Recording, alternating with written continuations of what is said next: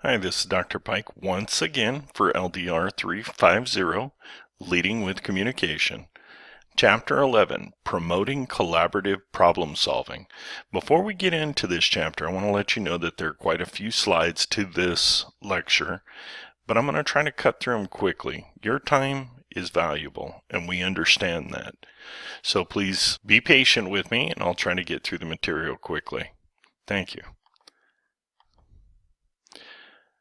What do we mean by team? Every organization has something like task forces, project teams, committees, quality teams, or improvement teams.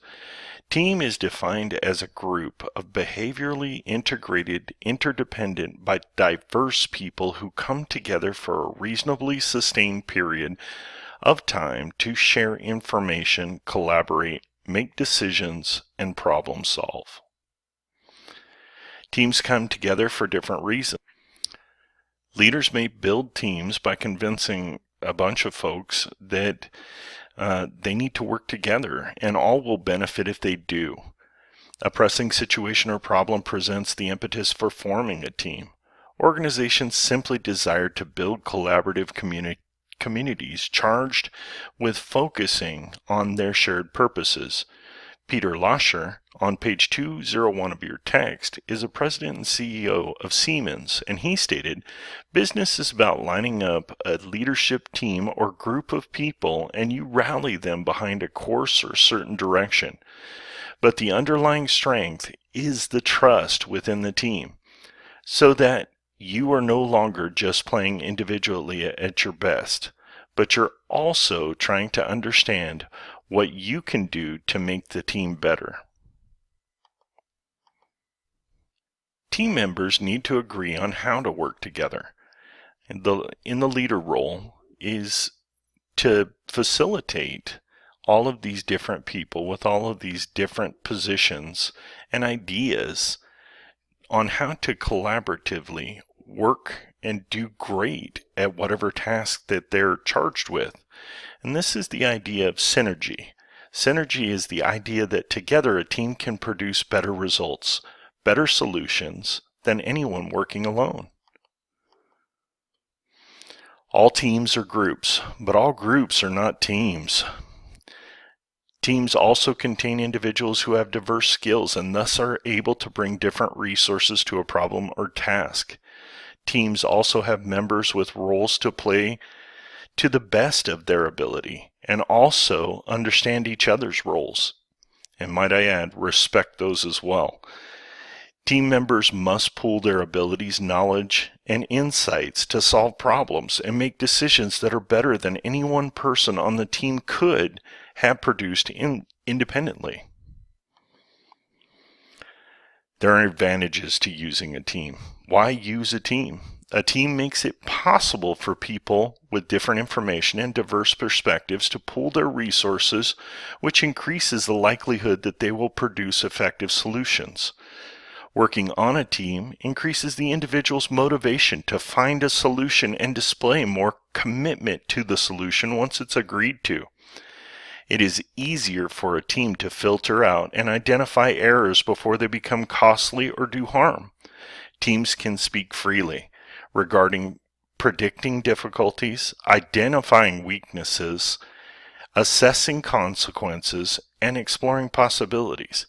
Because a number of people came together to reach one conclusion, the decision a team reaches tends to be better received than they would be if they were just a single person putting an idea in front of a group. People find it more rewarding to work on teams. Now, there are disadvantages listed on page 204. A team member can shirk his or her responsibilities or try to pass them off to others. This can prevent the team from achieving synergy unless others can pick up the slack. Sorry, there's a small error there. Goal of an individual can conflict with the goal of the team and can sabotage the team's work. That person may have some kind of political aspirations or may wish to wield some undue influence for some sort of personal gain, and it can often sabotage the work. The more forceful or powerful members of a team can dominate the discussion, suppressing good ideas from people that aren't at the forefront of coming forward with those same ideas. The stubbornness and sense of entitlement of higher status members have can precipitate a deadlock in the group members. The decisions made by a team after a discussion may prove riskier than the decisions of any one person, and this is called risky shift. It takes more time for a team to reach a decision than it does an individual. And I'm not necessarily sure this is a disadvantage. The more time, the more you can negate those risk factors that could prove costly to an organization. When should we use a team? Use a team when you can answer most of the following questions with a yes. Does a complex problem need to be resolved? Does the problem have many parts or facets? Would it be unlikely for a single individual to possess all the information needed to solve this problem? Would problem solving be more effective if the responsibility for problem solving were divided up? Would the problem solving process benefit from there being many potential solutions to a presented problem and not merely one?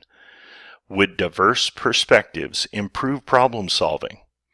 Is it likely that team members will engage in task-related behaviors? Primary stages of team development are forming, storming, norming, performing, and adjourning. When teams form, there is a primary tension, an initial confusion or uncertainty, and that can be of roles or information that they have to process. Members are unsure. They just want to fit in and be liked. Members learn about each other during the forming, but not all aspects of their personalities come forward. It's always those first impression times where people are trying to get along and show that I can be a member of this team. When we come to storming, it becomes a secondary tension. Members are figuring out how to work together with all of these different personalities of this diverse group. Is it probable that a member will experience task and relational conflicts? Yes. Members focus on expressing ideas and opinions and securing a place in the team's power structure. This is where you're going to see the leaders emerge. Norming, member roles are firmed up. Those leaders that come about have emerged, and the rules and the structures of the team are revealed. Behavioral norms are solidified, especially related to conflict management. Disagreements are going to happen, and you need to have rules with how they're going to be vetted and how these people are going to react to one another respectfully. The team has decided how to decide.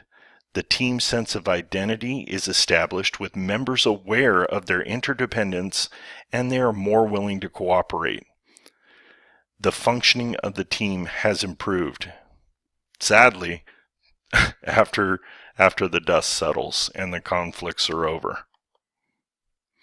Performing. Members focus, their focus switches to task accomplishment. Members actively problem solve, combining their skills, knowledge, and abilities to overcome obstacles and realize their goals. Then they adjourn. The members review and reflect on their accomplishments and where they fell short. This requires data gathering. This requires qualitative statements from members of the team to say how they feel as a part of the group, and if their ideas were heard and thoroughly vetted. And they can determine how or whether the team should terminate or continue to work together. Kenneth Benn and Paul Sheets wrote the classification model. And in the first subcategory, we're going to discuss task-oriented roles and, to realize them, team goals. Initiating defines a problem. It suggests methods and starts group moving along new paths.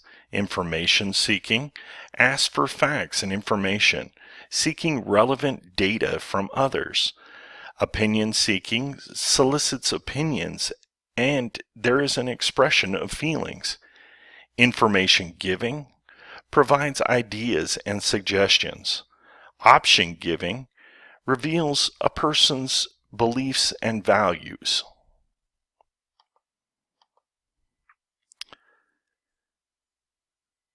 We want to clarify, and that's elaborating on others' ideas to increase clarity. We may have to restate that idea in language that makes sense to us, or we may have to provide some kind of small storytelling to convey that opinion.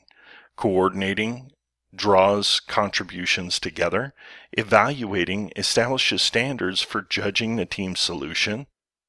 And it's important to note that we're not asking for groupthink. In this development stage, we're asking about consensus, and that's checking on the state of the team members' agreements. Maintenance roles to ensure the team's smooth running. So you want to be encouraging, warm, receptive, and responsive to others and their ideas.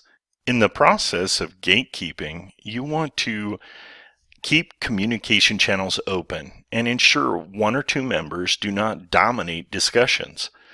And this leads us to harmonizing.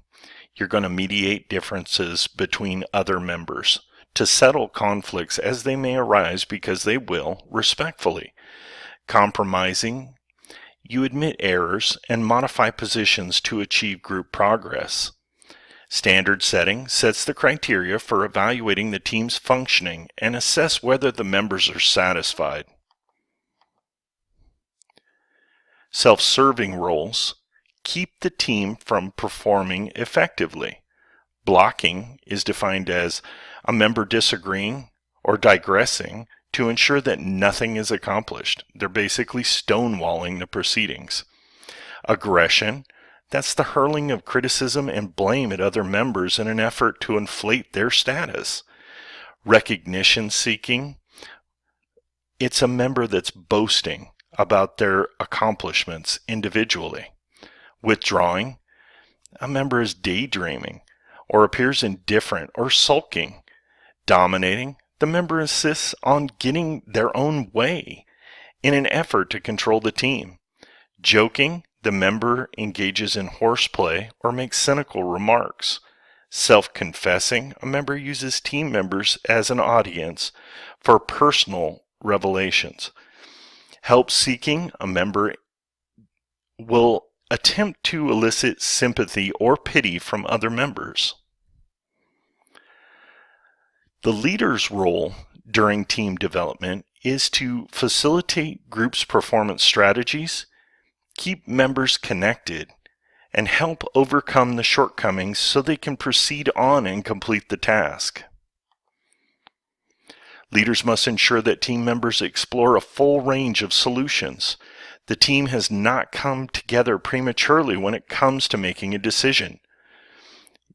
You want to make certain that the team does not focus too much on their differences so that the team splinters into divisive, diversive subgroups that don't want to work together. The team does not become consumed by the desire to stay together and fall prey to groupthink and lack of candor. It's very important that team members remain respectful to one another.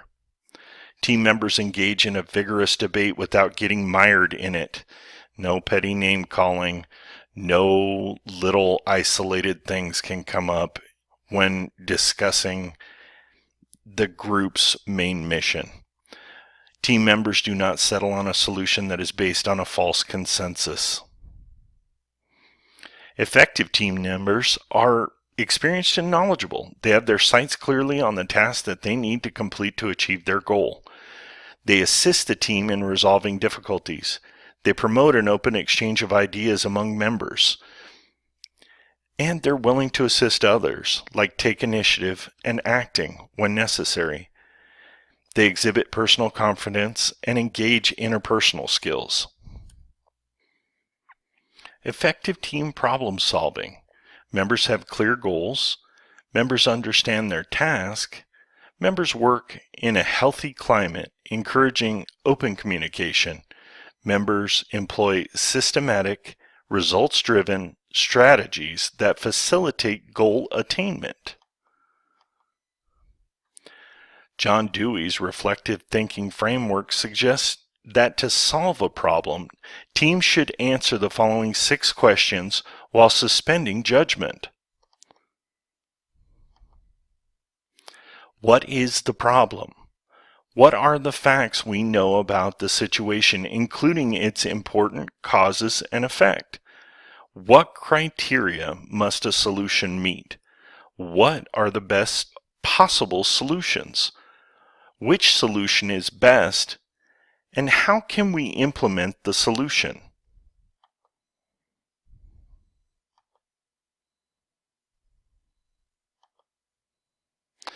When we brainstorm, members suspend judgment temporarily. Members encourage freewheeling, also known as spitballing or mind mapping. It's easier to tame a wild idea than invigorate an inert one. Members seek quality of ideas by prohibiting self or team censorship from interfering. Each member seeks to build on, improve, or modify the ideas of others. The team records all the ideas so they can access ideas generating during the brainstorming session. When the session is complete, members assess ideas for usefulness and applicability. Alex Osborne states the following acronym for use in brainstorming sessions, and he calls it SCAMPER. S is for substitute, C combine, A for adapt, N for modify, P put to another use, E eliminate, and R for rearrange or reverse.